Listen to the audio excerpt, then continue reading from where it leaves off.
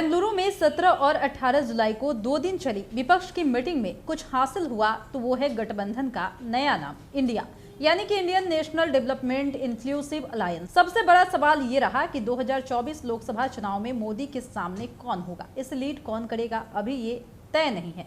India में शामिल 26 पार्टियां अब मुंबई में मिलेंगी। इसी में तय होगा कि विपक्षी गठबंधन का चेहरा कौन होगा। अगली मीटिंग की तारीख भी तय नहीं है। सारी बातें 11 मेंबर को कोऑर्डिनेशन कमेटी तय करने वाली है। अलायंस का दिल्ली में अलग ऑफिस भी होने वाला है। मीटिंग खत्म होने के बाद हुई प्रेस कॉन्फ्रेंस में बिहार के सीएम नीतीश कुमार मौजूद नहीं थे। लालू तेजस्वी भी दिखाई नहीं दिए। बीजेपी नेता सुशील कुमार मोदी ने आरोप लगाया कि अलायंस का संयोजक न बनाए जाने से नाराज होकर नीतीश कुमार बिहार लौट आए।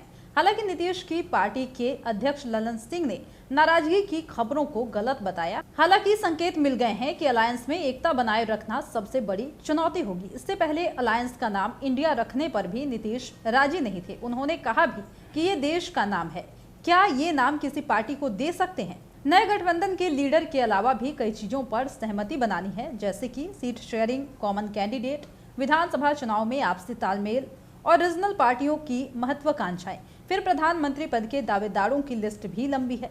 शरद पवार, नीतीश कुमार, ममता बनर्जी, राहुल गांधी, अरविंद केजरीवाल इस रेस में हो सकते हैं।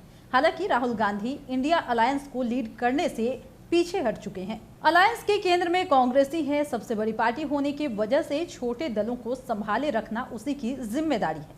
कांग्रेस ने बेंगलुरु की बैठक में 25 पार्टियों को बुलाया था। इसमें 17 पहले से उनके साथ है। 8 पार्टियां पहली बार लोकसभा चुनाव में कांग्रेस के साथ आ रही है। 2019 के लोकसभा चुनाव में कांग्रेस 52 सीटें जीतकर दूसरे नंबर पर रही थी।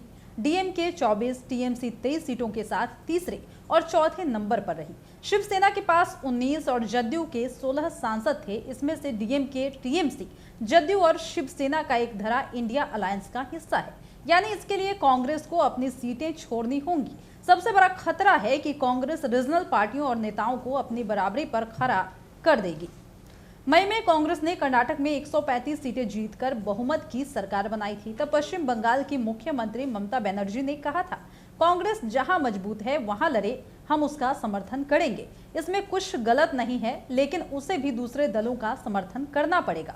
कांग्रेस के एक सीनियर लीडर ने यह भी बताया कि 2024 के लोकसभा चुनाव में पार्टी 370 सीटों पर ही कैंडिडेट उतारेगी। 173 सीटों पर सहयोगी दलों को समर्थन दे सकती है। ऐसा हुआ तो पिछले 5 लोकसभा चुनाव यानी कि 1999, 2004, 2009, 2014 और 2019 में पहली बार होगा जब कांग्रेस 400 से कम सीटों पर चुनाव लड़ेगी। अभी पश्चिम बंगाल में टीएमसी, तमिलनाडु में डीएमके, दिल्ली पंजाब में आम आदमी पार्टी, झारखंड में जेएमएम, 4 राज्यों में कांग्रेस की सरकार है। बिहार में कांग्रेस, आरजेडी और जदयू का गठबंधन सरकार में है और झारखंड और तमिलनाडु में भी कांग्रेस सरकार का हिस्सा है।